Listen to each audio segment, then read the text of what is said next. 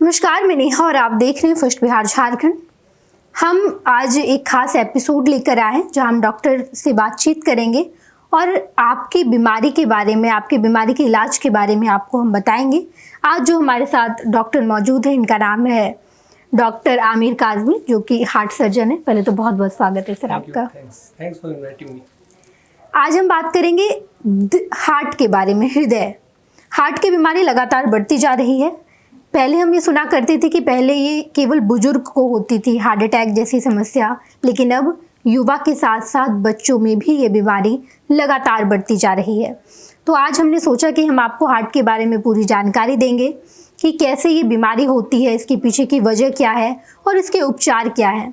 सबसे पहले तो डॉक्टर साहब, पहला सवाल यही होगा कि लगातार मौसम बदलता जा रहा है। अभी जो मौसम है, ठंड से हम गर्मी में आ रहे हैं, और ऐसे में हार्ट के मरीजों को क्या ख्याल रखना चाहिए?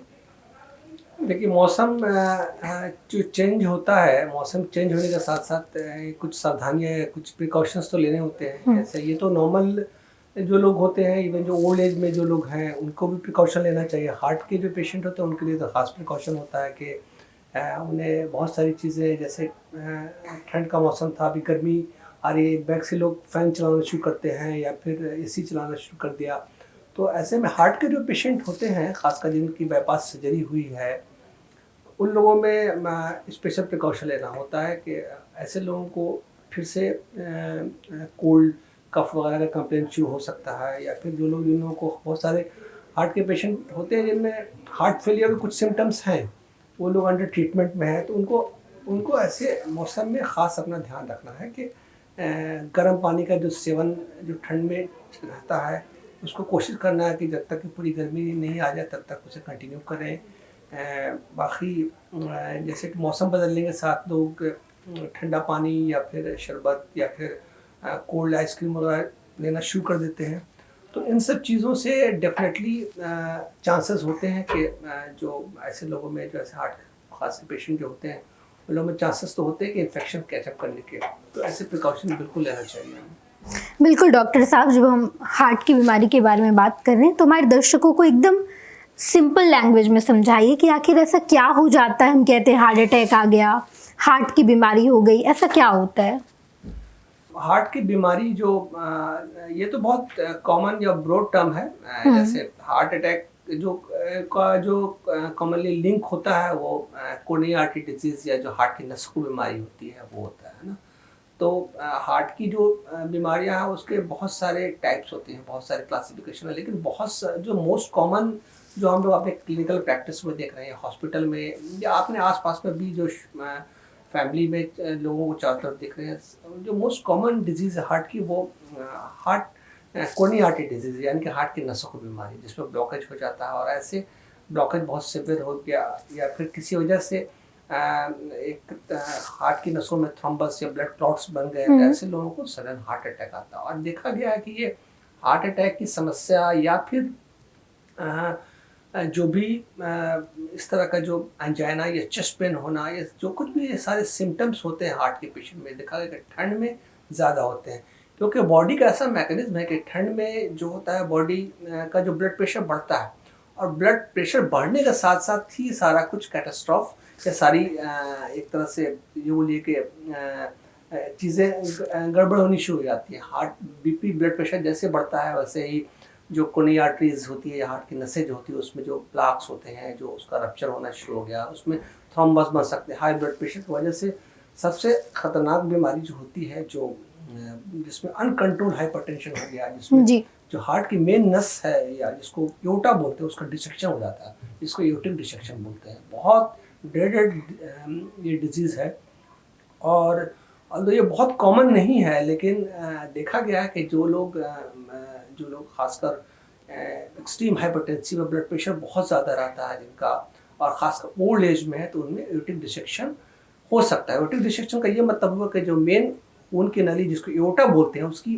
3 लेयर होती है, और वो लेयर बहुत ज़्यादा हाई ब्लड प्रेशर होने की वजह से उनकी जो लेयर्स होती है वो डिसेक्ट हो जाती है। उन 2 लेयर्स के बीच में ब्लड घुसना शुरू हो जाता है और बिल्कुल पूरी खून की नली फटनी शुरू हो जाती है, जिसको एओर्टिक डिसेक्शन बोलते हैं। बहुत इमरजेंसी कंडीशन है, बहुत ड्रेडेड है, इसमें तुरंत पेशेंट को हॉस्पिटल पहुंचना चाहिए और इसका ट्रीटमेंट बिल्कुल मोस्ट ऑफ द केसेस में देखा गया है कि सर्जरी से थ्रू होता है। और बहुत सारे जो आजकल तो इंटरवेंशन भी आ गए हैं जिसमें वो एक तरह से यूटा में स्टेंट या फिर एक तरह से स्टेंट प्लेस कर देते हैं जिसके थ्रू जो होता है ओटी डिसेक्शन को हम लोग सील कर सकते हैं। तो ये सारी चीज़ें हैं। इसके अलावा भी हार्ट की बहुत सारी बीमारियाँ, जैसे वाल्व का भी प्रॉब्लम बहुत से लोगों में होता है जिसको रिमेटिक हार्ट डिजीज़ बोलते हैं, यानी कि एक ख़ास तरह का फीवर होता है जो यूजुअली बच्चों का इन्वॉल्व करता है। 5 से देखा गया 5 साल से 15 साल के बीच में एक बच्चों को एक तरह का फीवर जिसको रिमेटिक फीवर बोलते हैं। खासकर ये देखा गया है कि ये फीवर जो है एक तरह खास तरह का बैक्टीरिया जिसको स्ट्रेप्टोकोकल बोलते हैं। स्ट्रेप्टोकोकल इन्फेक्शन होता है गले में, जिसको सोर थ्रोट बोलते हैं। अगर सोर थ्रोट का इलाज बहुत अच्छे से नहीं किया गया तो देखा गया कि कुछ परसेंटेज में ऐसे लोगों को रिमेटिक फीवर आने का चांसेस रहता है। और ये रिमेटिक फीवर जो होता है का इंसिडेंस इंडिया में बहुत कॉमन है। इंडिया में देखा गया है कि ये अगर हम वेस्टर्न से पॉपुलेशन से कंपेयर करें तो जो वाल्व की प्रॉब्लम, जो हार्ट के जो ऐसे बताना चाहूँगा कि हार्ट में 4 वाल्व होते हैं, लेफ्ट साइड में 2 वाल्व होते हैं, राइट साइड में 2 वाल्व होते हैं, है ना। तो मोस्टली देखा गया कि इंडिया में जो वाल्व की प्रॉब्लम है उसका जो डिजीज़ बर्डन है वो मोस्टली रिमेटिक हार्ट डिजीज़ है। रिमेटिक हार्ट डिजीज़ मतलब जैसा मैंने बताया कि एक तरह से ख़ास रिमेटिक फीवर होता है जो बचपन में बच्चों को इन्वॉल्व करता है, जिसमें सांस का बहुत ज़्यादा फूलना, बहुत ज़्यादा धड़कन लगना, चेस्ट पेन होना, साथ में मल्टीपल जॉइंट्स जो होते हैं बॉडी के जॉइंट्स का इन्वॉल्वमेंट होना, ये एक एपिसोड होता है। और फिर ये ठीक हो जाता है, मतलब ये एक वैक्सीन लाइनिंग कोर्स चलता है। उसके बाद धीरे धीरे उसमें ये होता है कि इस बीमारी के बाद बॉडी में जो खुद के हार्ट के वाल्व होते हैं उसके अगेंस्ट एंटीबॉडी बन जाता है और वाल्व का डिस्ट्रक्शन धीरे धीरे शुरू हो जाता है। और खुद कुछ एज बाद ऐसे मरीज जो होता है वो रिमेटिक हार्ट डिजीज़ या फिर वाल्वुलर हार्ट डिजीज़ के साथ प्रेजेंट करते हैं। सारे स्पेक्ट्रम है हार्ट डिजीज़ के। बिल्कुल डॉक्टर साहब, इसके उपचार के लिए सर्जरी, बाईपास सर्जरी करते हैं, तो इसमें क्या अंतर है? देखिए ये है कि बाईपास सर्जरी जो हम लोग बोलेंगे, जो बाईपास सर्जरी टर्म है वो मोस्टली जो मैंने जैसे बताया कि ये कोनी आर्टरी डिजीज़ या फिर नसों की जो ब्लॉकेज होती है उसके लिए बाईपास सर्जरी करते हैं। और ये जो ब्लॉकेज होती है उसका 2 तरह से ट्रीटमेंट हो सकता है।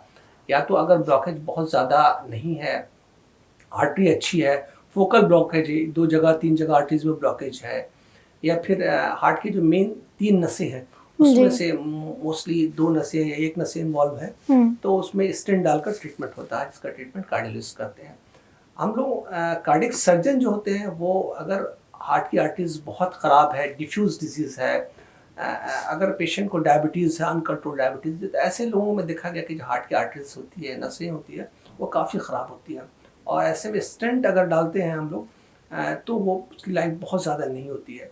तो ऐसे पेशेंट मोस्टली जो होता है बाईपास सर्जरी के लिए रिफर्ड होते हैं। बिल्कुल डॉक्टर साहब, एक रेडियो बाईपास सर्जरी एक टर्म है, ये क्या होता है? एक्चुअली एक तो हम लोग जो कन्वेंशनल बाईपास सर्जरी करते हैं जिसको बोलते हैं फर्स्ट टाइम सर्जरी। अगर आप किसी पेशेंट की बाईपास सर्जरी आप कर रहे हैं तो ये आपने किसी की सर्जरी की, लेकिन कभी कभी ऐसा भी होता है कि अगर सर्जरी के बाद किसी वजह से जो डिजीज़ का प्रोग्रेशन है, यानी कि जो हार्ट की नसें का जो बीमारी है उसका प्रोग्रेशन चालू रहता है, मान लिया पेशेंट सर्जरी के बाद भी उस तरह से प्रिकॉशन नहीं ले रहा हो, अपने लाइफ स्टाइल में वैसी चेंजेस नहीं कर रहा है, या खाने पीने में उतना ध्यान नहीं रख रहा है, एक्सरसाइज जिसको करना चाहिए वो नहीं कर रहा है, शुगर उतना अच्छा कंट्रोल नहीं है, ब्लड प्रेशर भी कंट्रोल नहीं है, कोलेस्ट्रॉल, लिपिड प्रोफाइल डिरेंज है, ऐसे लोगों को देखा गया है कि लॉन्ग रन में कभी कभी ऐसा भी होता है कि नॉट इन एवरी केस लेकिन कुछ परसेंटेज में, सपोज 5% केस में, 8% केसेस में ग्राफ्ट धीरे धीरे बंद हो सकते हैं और फिर से ये सिम्टम्स जो होता है चेस्ट पेन का शुरू हो सकता है। तो ऐसे पेशेंट में हम लोग रेडियो बाईपास रीडो सर्जरी करते हैं, जिसको बोलते हैं रीडो मींस कि दोबारा उसको सर्जरी कर रहे हैं। बिल्कुल डॉक्टर साहब, आप हार्ट हॉस्पिटल के डॉक्टर हैं, तो तो कार्डियक सर्जरी डिपार्टमेंट में अब तक कितनी सर्जरी हो चुकी है? देखिए कार्डियक मैंने हार्ट हॉस्पिटल 2022 में ज्वाइन किया था जुलाई में, और अब तक हमको लगता है कि करीब 2.5 ईयर्स का पीरियड हो गया है। और उस टाइम से एक तरह से एक रिलेंटलेस ये सर्जिकल प्रोग्राम चल रहा है, और ऑलमोस्ट जो महीने का मंथली केसेस होते हैं, जो एवरेज उसका 16, 18, 20 के आसपास ये पर मंथ सर्जरी रहती है। और अब तक करीब मैंने 330 के आसपास या 335 के आसपास, एग्जैक्ट नंबर तो कहना मुश्किल है, लेकिन आसपास 330 के आसपास मैंने 2.5 ईयर्स में टोटल कार्डियक सर्जरी की, इंक्लूडिंग ऑल केसेस। ऑल कोई जो यहाँ का प्रोटोकॉल है हार्ट हॉस्पिटल का कि एक तरह से टर्शरी केयर्स माना जाता है। यहाँ जो भी पेशेंट सर्जरी के लिए आते हैं, किसी पेशेंट को हम लोग रिफ्यूज़ करते नहीं है, चाहे वो कितना हाई रिस्क हो या फिर ऐसा कोई पेशेंट की ज़रूरत नहीं पड़ती है। रेयरली ऐसे कोई पेशेंट होते हैं जिनको हमें किसी सेंटर पर रेफ़र करना पड़े। हर तरह के पेशेंट ऑपरेट होते हैं, तो including all high risk cases, all spectrum cases, जैसे चाहे बाईपास सर्जरी हो, वॉल रिप्लेसमेंट हो, वॉल का रिपेयर हो, प्लस कुछ केसेस में ऐसा भी देखा गया कि कंबाइंड सर्जरी होती है, मीन्स के उसमें वॉल रिप्लेसमेंट भी हुआ, साथ में आपने बाईपास भी किया, तो डबल प्रोसीजर जिसको बोलते हैं। तो ये सारी सर्जरी मिलाकर करीब जो अभी तक का नंबर है, करीब मुझे लगता है कि 330 के आसपास है, जो अब तक मैंने 2.5 ईयर्स में ये सर्जरी की है। आपने किया है 300, 350 या फिर हार्ट हॉस्पिटल के कार्डियक सर्जरी डिपार्टमेंट में? एक्चुअली ये सर्जरी, कार्डियक सर्जरी का जो डिपार्टमेंट होता है वो एक तरह से टीम वर्क होता है। कोई सर्जन अकेले सर्जरी नहीं कर सकता, बल्कि उसकी टीम होती है। हमारी भी टीम है और काफ़ी वेल एंड एफिशिएंट टीम है, जिसमें कार्डियक एनेस्थेटिस्ट भी होते हैं, परफिजिस्ट होता है जो हार्ट लंग मशीन चलाता है, प्लस ओटी स्टाफ होते हैं, स्क्रब नर्स होती है। इसके अलावा जो कार्डियक सर्जरी की टीम में टेक्नीशियन होते हैं जो देखते हैं सारा कुछ। इसके अलावा आईसीयू में जो सिस्टर होती हैं जो पोस्ट ऑपरेटिव केयर देती है, आईसीयू में खुद मेडिकल ऑफिसर्स रहते हैं जो राउंड द क्लॉक वो पेशेंट को मॉनिटर करते हैं, प्लस मैं तो रहता ही हूँ। तो एक तरह से पूरी कहीं ना कहीं पूरी सर्जिकल टीम रहती है जो तो ये कहना गलत हुआ कि मैंने किया है। इनफैक्ट ये जो ऑपरेशन एक तरह से कार्डियक सर्जरी टीम वर्क है, और ये कार्डियक सर्जरी डिपार्टमेंट की तरफ से हार्ट हॉस्पिटल। बिल्कुल डॉक्टर साहब, एक टर्म है कि वॉल्व रिप्लेसमेंट, तो ये किस तरीके के मरीजों में होता है? जैसे मैंने बताया कि जो अगर हम लोग क्लासिफाई करें जो हार्ट डिजीज़ का जो बर्डन है इंडिया में, तो उसमें वेस्टर्न पॉपुलेशन से अगर आप कंपेयर करें तो जैसे यूएस में, यूनाइटेड स्टेट में, यूनाइटेड किंगडम में जो मोस्ट कॉमन डिजीज़ है वो कोरोनरी आर्टरी डिजीज़ है, यानी कि नसों की बीमारी जिसको बोलते हैं, और ये बहुत कॉमन है। यूएस में भी जो most common cause of mortality माना गया है वो हार्ट डिजीज़ है, ये कोरोनरी आर्टरी डिजीज़ की वजह से होता है।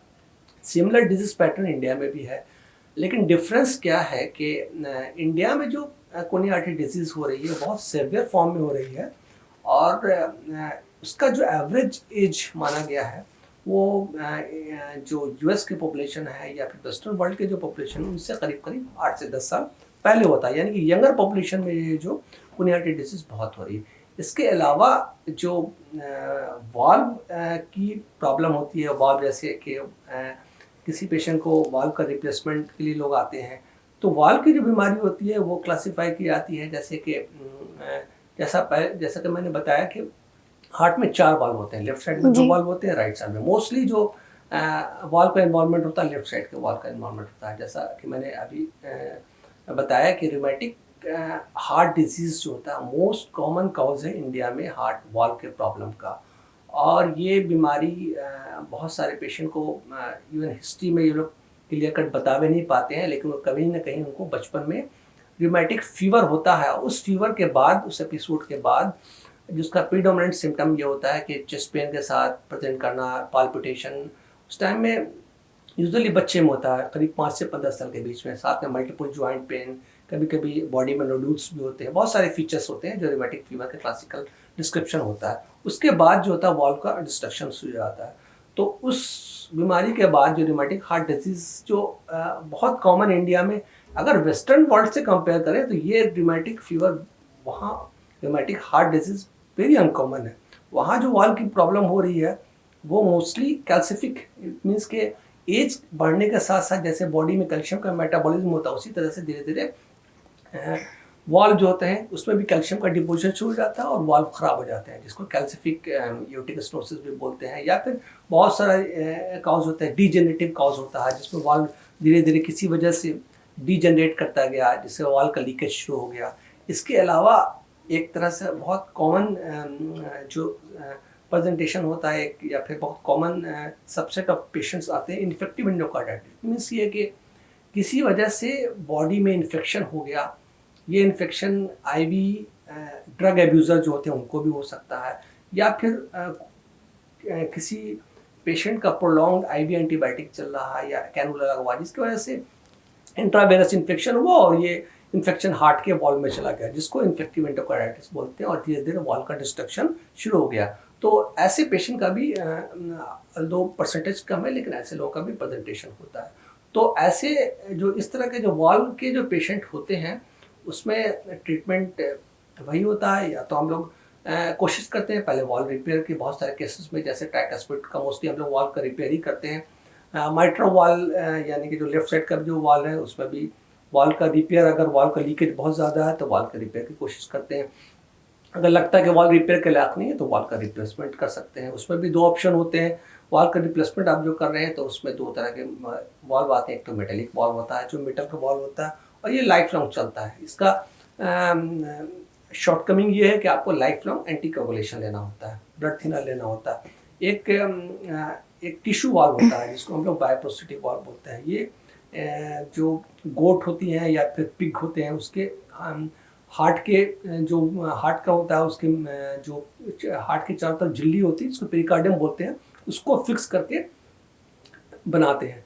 तो ये एक तरह का आप ये समझिए कि वाल्व है जो जिसकी लाइफ बहुत ज़्यादा नहीं होती है, लेकिन करीब करीब 10 साल 12 साल 15 साल तक होती है। लेकिन उसका एक एडवांटेज ये है कि उसमें ब्लड थिनर की ज़रूरत नहीं पड़ती है, कोई एंटीकोगुलेशन लेना नहीं होता है। लेकिन इसके साथ ख़ास बात ये है कि हमें सिलेक्शन जो वाल्व का होता है, चाहे मेटालिक वाल्व लगा रहे हैं या फिर टिश्यू वाल्व लगाना होता है, तो उसमें ये वाल्व जो है एज के हिसाब से डिसाइड करते हैं। अगर ओल्ड एज में अगर पेशेंट को वाल्व का रिप्लेसमेंट करना है तो ऑलवेज हम लोग प्रायोरिटी देते हैं कि टिश्यू वाल्व का लगाएं, ताकि उसकी लाइफ 12 साल होती है 15 साल होती है, तब तक पेशेंट को कोई दिक्कत नहीं हो और एंटीकोगुलेशन को कोई कॉम्प्लिकेशन नहीं हो।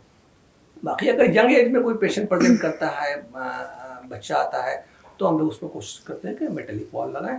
और ये ब्लड थिनर हम लोग अंडर सर्विलेंस रखते हैं, अंडर ओपीडी फॉलोअप में रखते हैं, ताकि जो एक तरह से ब्लड थिनर देकर ब्लड को पतला रखते हैं, ताकि वाल्व जो होता है उसका बिल्कुल फंक्शन करता रहे। बिल्कुल डॉक्टर साहब हार्ट हॉस्पिटल के डॉक्टर हैं, तो हार्ट हॉस्पिटल में किस तरीके की सुविधाएं हैं? देखिए, हार्ट हॉस्पिटल पहले की भी मैंने इंटरव्यू में बताया कि हार्ट हॉस्पिटल एक तरह से एपेक्स सेंटर माना जाता है। हर तरह की सुविधा है, चाहे आप कार्डियोलॉजी साइड में अगर हम जाएँ तो प्राइमरी एंजियोप्लास्टी की सुविधा है, जिसमें 24/7 कार्डियोलॉजिस्ट ऑन कॉल रहते हैं, और रहते भी वहाँ।